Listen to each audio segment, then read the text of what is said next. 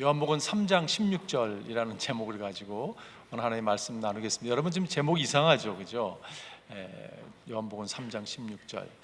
요한복음 3장 16절을 모르는 분들이 아마 없을 거라는 생각을 하게 됩니다. 여러분 알 뿐 아니라 이걸 암기하는 분들이 대부분 알고 계시죠. 혹시 우리 가운데 모르는 분도 계실지 모르겠어요. 성경 전체를 한 구절로 많이 묘사한다면 요한복음 3장 16절이라고 하시는 분들도 계십니다. 성경에서 가장 중요한 한 구절을 뽑는다면 요한복음 3장 16절이라고 이야기하는 분들도 계시죠. 제가 대학교 다닐 때 한 형제를 만났습니다. 복음을 전했습니다. 형제가 영광스러운 복음을 접하고 예수를 영접했어요. 그리고 성경 공부를 하면서 요한복음 3장 16절을 접하게 됐는데 저한테 그러는 거예요. 자기는 존 3:16이 늘 궁금했다는 거예요. 왜 궁금했냐고 했더니 이게 무슨 운동 경기를 보게 되면 사람들이 포스터를 들고서 이렇게 존 3:16 이렇게 서 있는 것을 봤다는 거예요.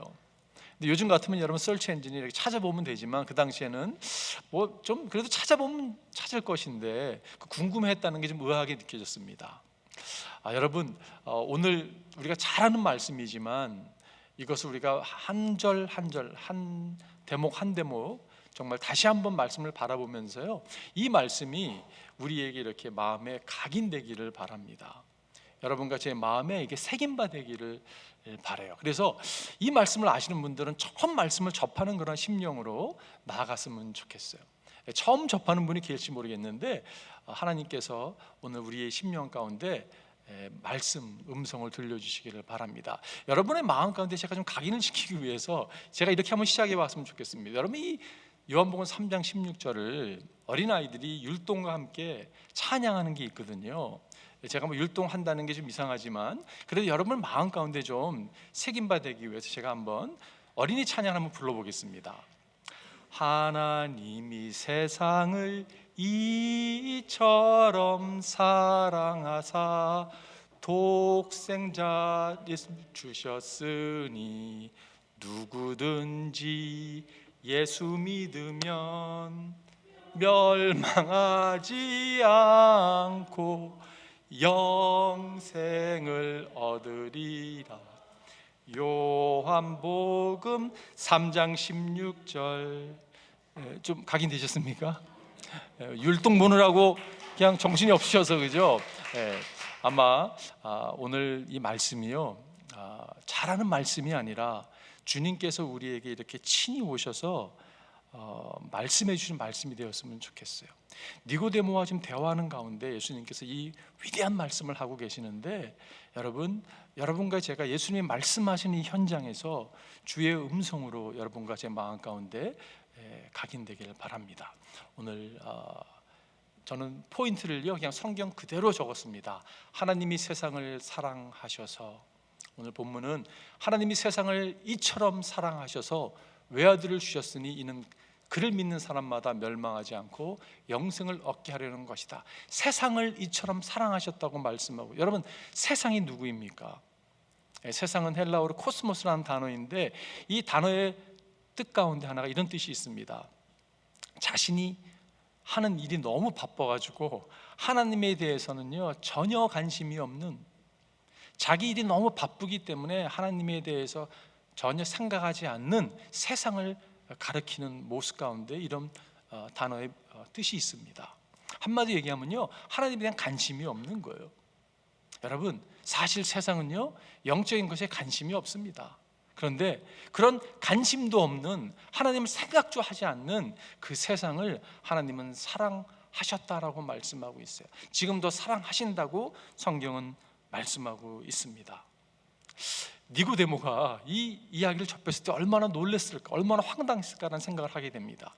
니고데모는요 신앙관이 어떤 신앙관이었냐면, 하나님은 선택받은 우리 유대 민족을 사랑하셔라고 굳게 믿고 있었거든요. 우리는 선택받은 민족이야라고 굳게 믿고 있었거든요. 근데 하나님이 뭐라고 말씀하시냐면, 하나님은 이 세상을 사랑하신다고, 모든 사람을 사랑하신다고, 모든 죄인을 사랑하신다고 말씀하고 있는 것이에요. 율법을 준수하는 사람들을 사랑하는 거로 알고 있었는데 지금 예수님은 죄인을 사랑하신다고 이야기하고 있는 것입니다. 이것이 여러분 니고데모에게는요 혁명적인 것이었어요. 와, 어떻게 이게 가능한가? 그의 어떻게 보면 신앙관을 완전히 깨트려버리는 그러한 선언이었습니다. 여러분, 하나님은 여러분과 저를 사랑하십니다. 하나님의 사랑을 온전히 깨달은 사람이 있을 수 있을까? 저는요, 불가능하다고 생각이 들어요. 이 땅에 살아가면서 계속 사랑을 배워간다고 생각이 들어요. 부모가 되니까요, 부모의 사랑을 이런 사랑이셨구나 라는 것을 깨닫는 것처럼 신앙의 연수가 깊어지면 깊어질수록 하나님의 사랑을 더 깨닫게 되는 것이 신앙생활이라고 생각이 들어요. 그런데 여러분, 부인할 수 없는 확실한 게 하나 있습니다. 그게 뭐냐면 하나님은 여러분과 저를요 사랑하신다는 사실이에요. 하나님이 세상을 이처럼 사랑하셨다고 말씀하고 있는데, 여러분과 저를 하나님이 사랑하시는데 어떻게 사랑하시는가? 우리가 조건이 맞춰서 사랑하는 것이 아니라 여러분과 저를 무조건적으로 사랑하신다는 사실이에요. 자격을 갖춰서 사랑하는 게 아닙니다. 여러분, 하나님은 여러분과 저를 자격 없음에도 불구하고 주님은 우리를 무조건적으로 사랑하세요. 여러분, 로마서 5장 8절이 그 말씀이잖아요, 그죠? 그러나 우리가 아직 죄인 되어 있을 때에, 우리는 죄인이었습니다. 그리스도께서 우리를 위하여 죽으셨습니다. 죽으셨다고 말씀하고 있어요. 이리하여 하나님께서 우리들에 대한 자기의 사랑을 실증하셨습니다. 주님께서 데몬스트레이트 하셨다고 말씀하고 있는 거예요. 보이셨다고 말씀하고 있는 거예요. 조건이 없는 것을 알 수가 있죠.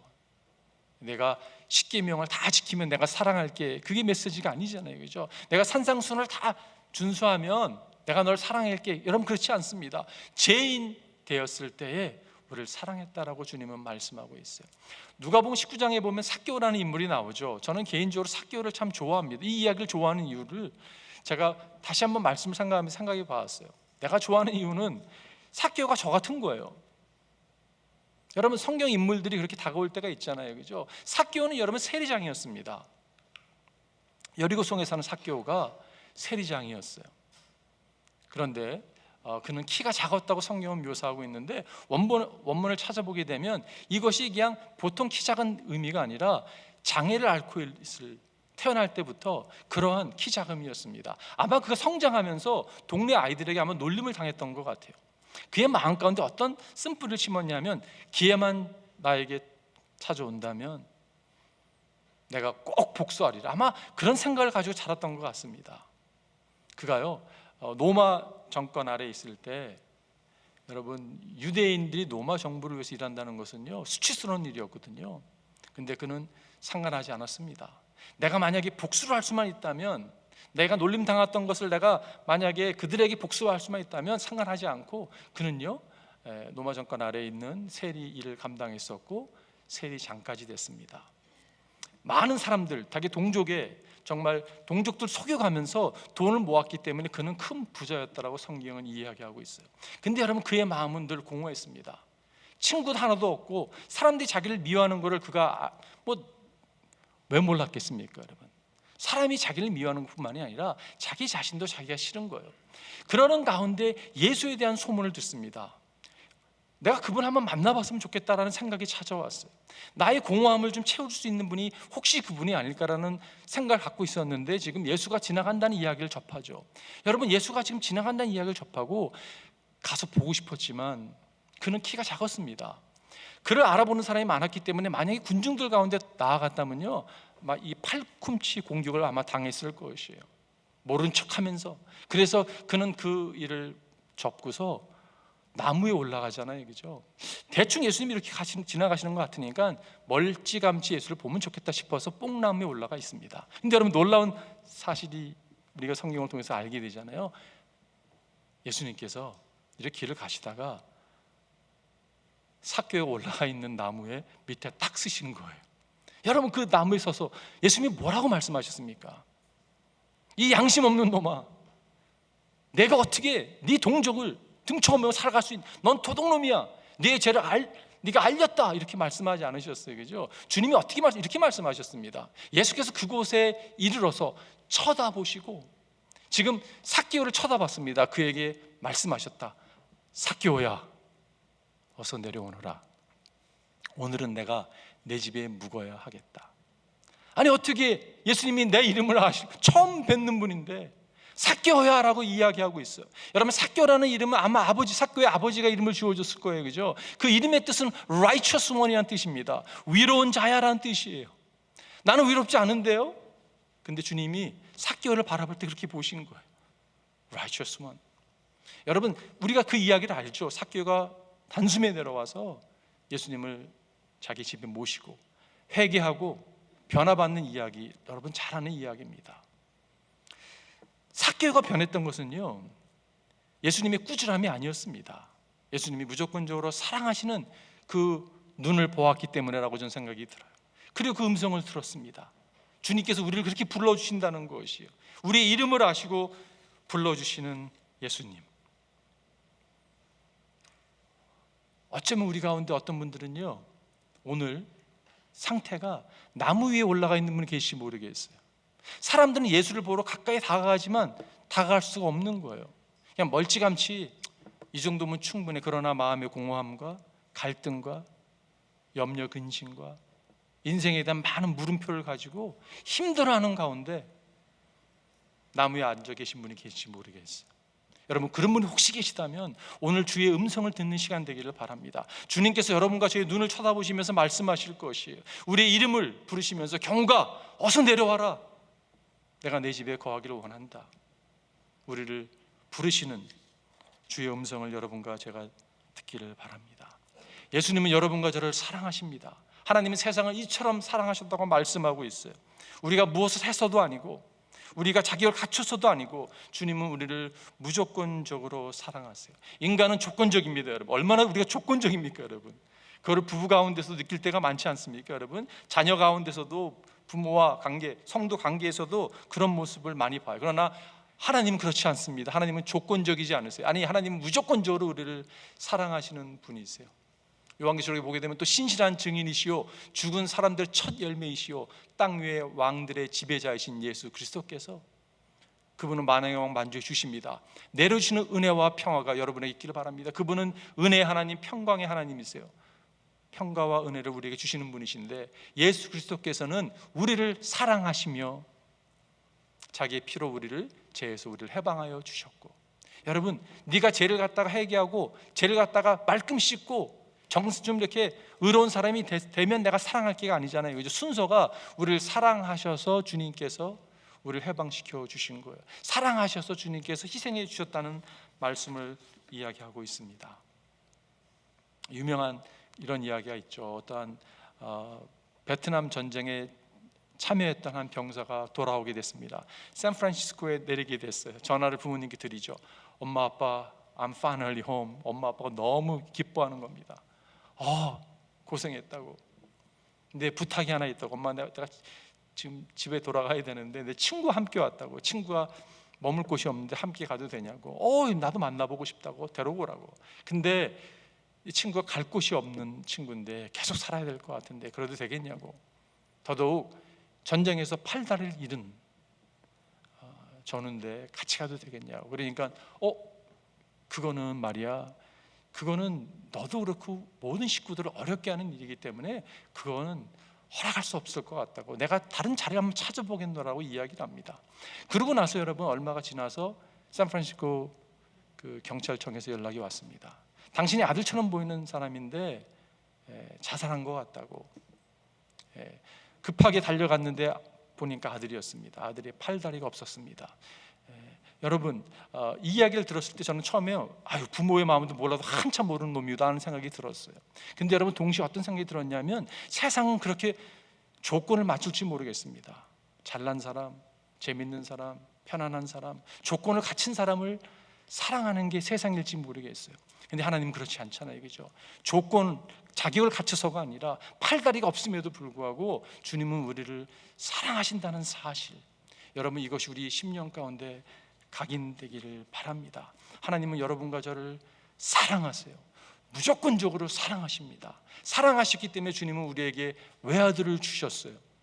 왜 외아들을 주셨습니까, 여러분? 외아들을 주셨으니, 하나님 세상을 이처럼 사랑하시고 외아들을 주셨으니 왜 외아들을 주셨습니까? 우리의 문제가 너무 많잖아요, 그죠? 외아들밖에는, 예수 그리스도밖에는, 진리고 길이고 생명이신 그분밖에는 인류의 문제를 해결할 분이 없기 때문에 그렇습니다.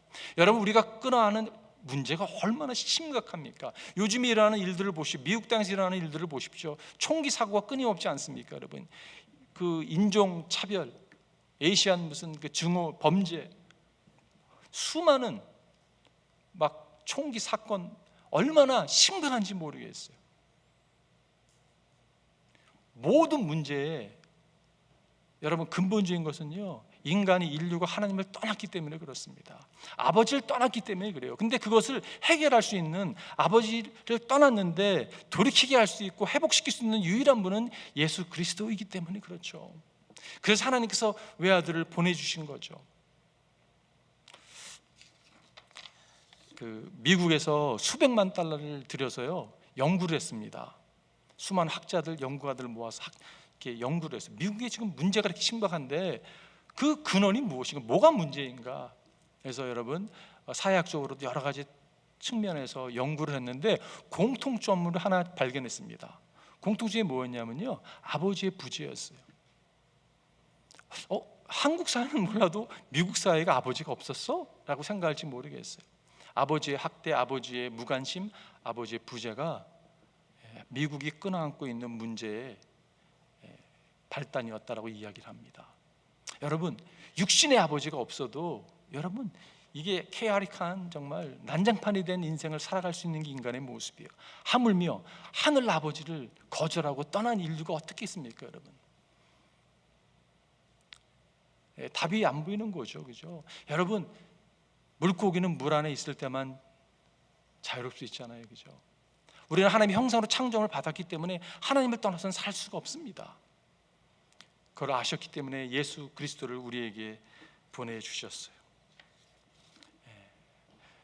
요한일서 보니까 그 증언은 이것이니 곧 하나님이 우리에게 영원한 생명을 주셨다는 것과 바로 이 생명은 그 아들 안에 있다는 것입니다. 생명을 말씀하고 있어요, 그죠?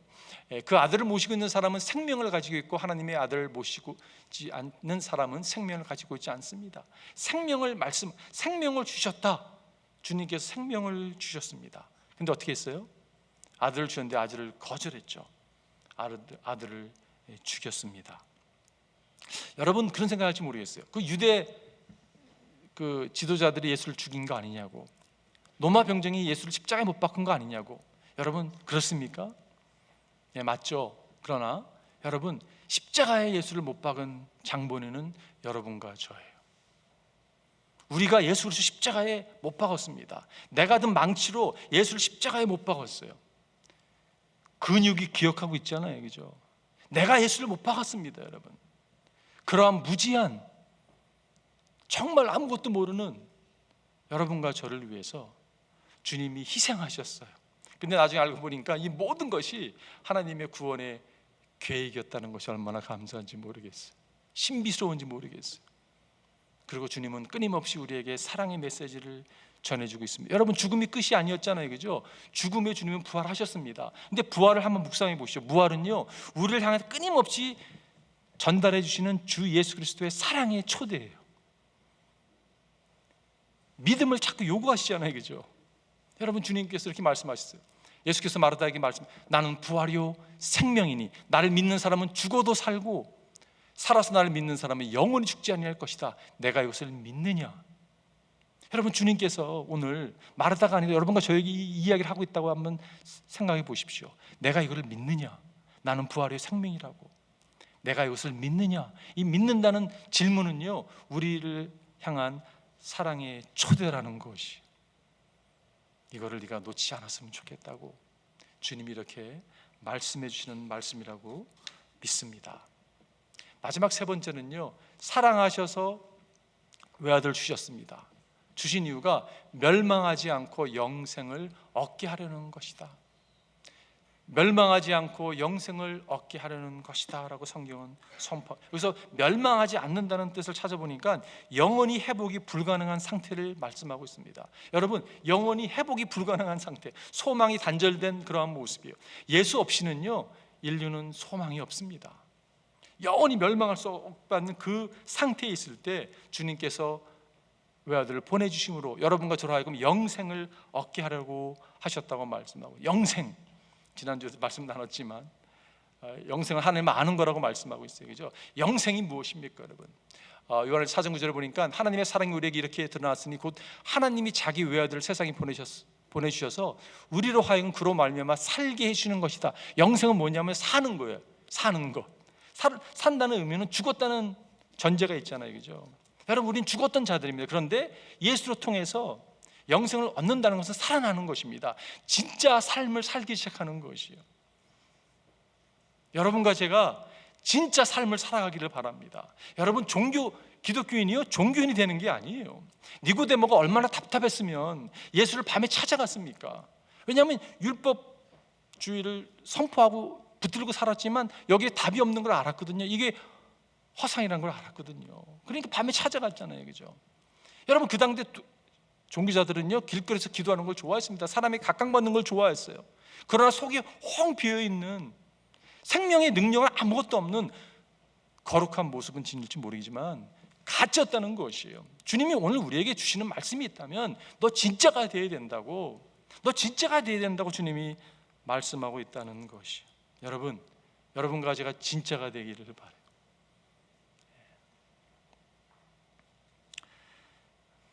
진짜가 되기 위해서는요, 주님과 친해야 됩니다. 여러분, 제가 질문해 볼게요. 여러분, 주님과 친하세요? 친한 사람은요, 주의 음성을 듣습니다. 친하지 않으면요, 마음을 깨달을 방법이 없죠.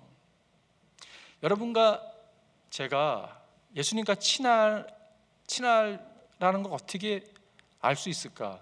이렇게 질문해 보면 알 수 있는 것 같아요. 여러분, 골방에서 뭐 생각하세요? 많은 경우에 여러분과 제가 골방에 생각하는 것이 여러분이 섬기는 우상입니다. 우상이 될 수도 있고 참신이 될 수가 있어요. 앉으나 서나 늘 생각하는 것, 골방에 혼자 있을 때 차 타고 혼자 다니면서 늘 내 마음을 아큐파이하고 있는 것, 그것이 여러분 부인하고 싶어도 그게 우리가 섬기는 우상일 경우가 많습니다. 기도하는 여러분과 제가 골방에서 예수의 이름을 부르기를 소원해요.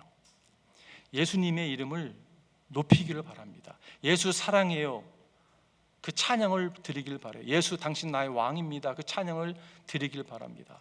그러기 위해서는요, 여러분 친밀해야 되거든요. 주님과 친밀한 가운데 여러분과 제가 나아가기를 바라요. 주님께서 이렇게 말씀하셨습니다. 도둑은 다만 훔치고 죽이고 파괴하려고 오는 것뿐이다. 사탄은요, 훔치는 자입니다. 죽이는 자입니다. 파괴하는 자입니다. 그러나 나는, 예수 그리스도는 양들이 생명을 얻고 더 넘치게 얻게 하려고 왔다. 주님이 오신 목적이 뭐라고요? 양으로 여러분과 저로 생명을 얻고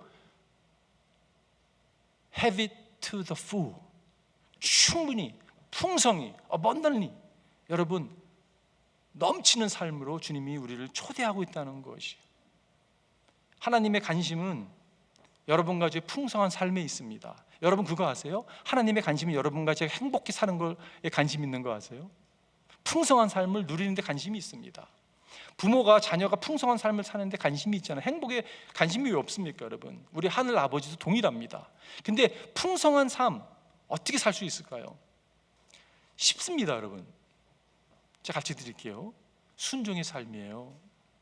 순종 어렵던데? 순종이 쉬울 수 있는 방법이 있어요. 그분과 친해지면 쉬워집니다, 여러분.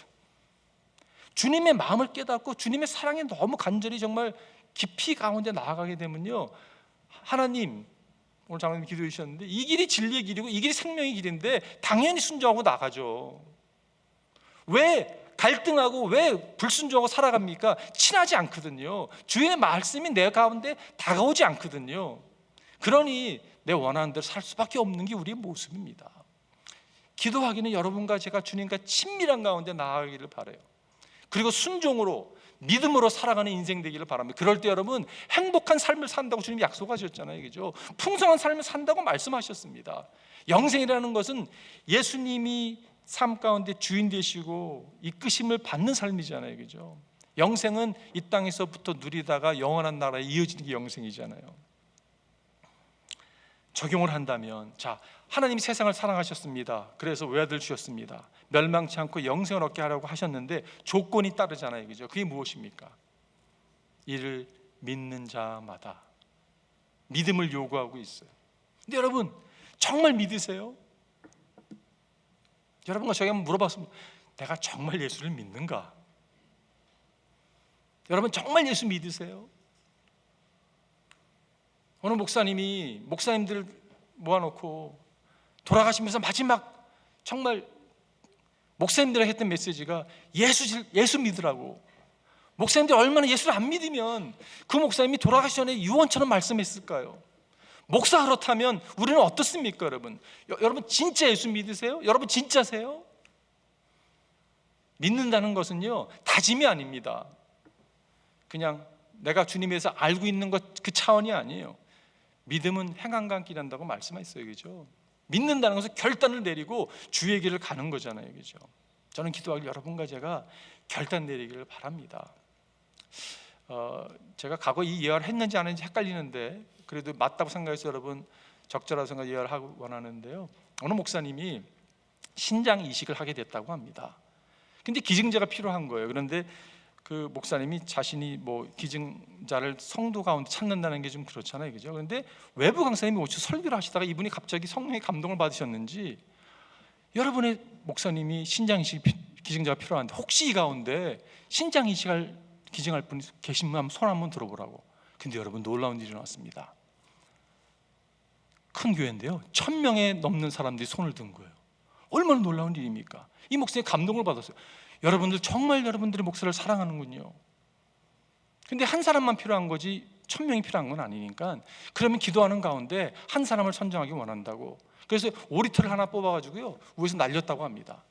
기도하는 건 이 오리털에 떨어지는 그 성도님이 기증자로 여기겠습니다. 성도들이 얼마나 기도를 열심히 하는지. 어떤 기도였냐면요 주여 주님 오리털을 몰아내는 기도였다고 해요. 그게 얘기해서 바닥에 떨어진다고 합니다. 누가 만들었니 얘기겠죠, 여러분.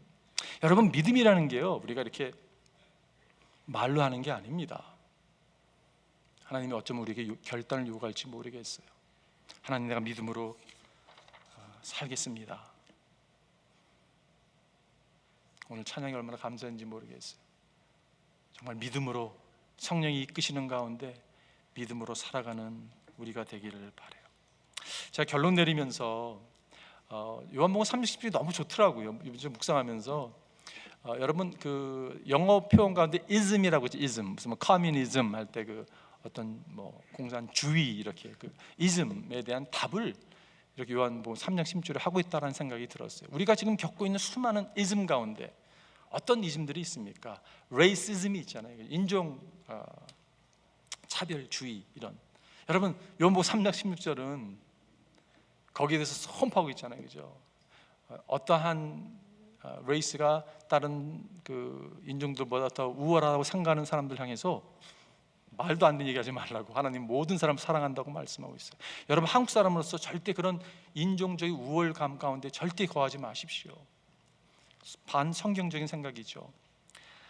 materialism 물질 만능주의 삶을 살아가는 것, 성공이라는 것은 많은 것을 얻어야 하는 게 모으는 게 성공이라고 이야기하고 있는 거기랑 해서 요한복음 3장 16절은 하나님은 세상에 이처럼 세상 주셨다고 주는 게 복다라고 말씀하고 있는 거잖아요, 그죠?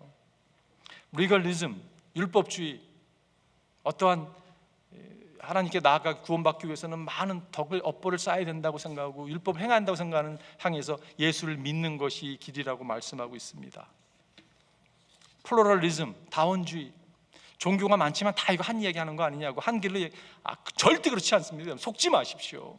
무슨 말입니까? 예수님이 명확히 말씀을 예수를 믿는 자, 이를 그를 믿는 자마다 영생을 얻을 거라고 말씀하셨어요. 예수님이 길이요 진리요 생명이십니다. 요즘 정말 휴머니즘 여러분 인본주의는 하나님이 없습니다. 하나님을 부인합니다. 인생이 이게 전부라고 이야기합니다. 거기를 향해서 영원한 생명이 있다고 선포하고 있어요. 얼마나 감사한지 모르겠다는 생각이 들었습니다. 제가 주로 이제 주일 설교를 위해서 주일 저녁에 본문을 한번 읽습니다. 그리고 어느 정도 이제 구상을 하고 잠을 자는데 지난주에 이렇게 말씀을 요한복음 3장 16절에서 21절의 본문을 정했어요. 그리고 잠을 딱 잤습니다. 근데 아침 딱 일어났는데 누가 저한테 John 3:16이라고 하는 찬양을 보내주었습니다. 딱 틀었는데 요한복음 3장 16절을 6가지 다른 언어로 찬양하는 거였습니다. 처음에 히브리어로 찬양하는 거예요. 너무 히브리어가 좋잖아요. 와, 이것이 요한복음 3장 16절 이야기하는구나. 두 번째가 한국말이었어요. 잘 아는 말로 찬양을 했습니다. 세 번째가 러시아 말이었습니다. 러시아 우크라이나 막 이런 사태가 생각나면서 하나님 모든 참 사랑하는 거에 대한 그런 마음이 들었어요. 네 번째가 페르시아 말로 찬양을 하더라고요. 다섯 번째 아람익으로 찬양하더라고요. 여섯 번째 영어로 찬양했습니다. 한국말과 영어는 알아듣겠지만 다른 말은 알아듣지 못하지만 무슨 찬양을 하는지 알겠어요, 그죠? 근데 중간마다 이렇게 할렐루야라고 하는, 이렇게 중간에 할렐루야를 이렇게 넣어서 찬양을 만든 찬양이었어요. 할렐루야는 다 알아듣는 이야기잖아요, 그죠? 갑자기요 너무 은혜가 임하는 거예요. 할렐루야, 무슨 말입니까? 하나님이 세상을 이처럼 사랑하사 외아들을 주셨으니 이는 저를 믿는 자마다 멸망치 않고 영생을 얻게 하려 함이라. 할렐루야 아니하고 어떻게 우리가 버티겠습니까, 여러분? 너무 감사한 거 아니에요, 그죠? 할렐루야가 하나님을 찬양하는 거 아닙니까? 하나님 찬양할 수밖에 없습니다. 하나님 너무 감사합니다. 감사가 제 마음 가운데 깊게 찾아왔어요. 오늘 그걸 여러분과 제가 함께 나누기를 원합니다. 오래간만에 부르는 찬양이 될 것이에요. 우리가 한동안은요 매주마다 불렀던 찬양이에요. 이 찬양을 하나님께 올려드리면서 여러분과 제가 영으로 하나님을 정말 찬양했으면 좋겠고요, 할렐루야 했으면 좋겠고, 하나님께 감사했으면 좋겠어요. 예수 그리스도의 사랑을 경험한 사람은 감사하지 않을 수 없죠. 상황이요 어렵다 할지라도 여러분 하나님 찬양할 수 있습니다. 하나님 감사할 수 있어요. 그리고 감사의 기적을 여러분과 제가 오늘 경험했으면 좋겠어요. 우리 오늘 찬양 다 일어나서 부르면서 하나님께 나아갔으면 좋겠습니다.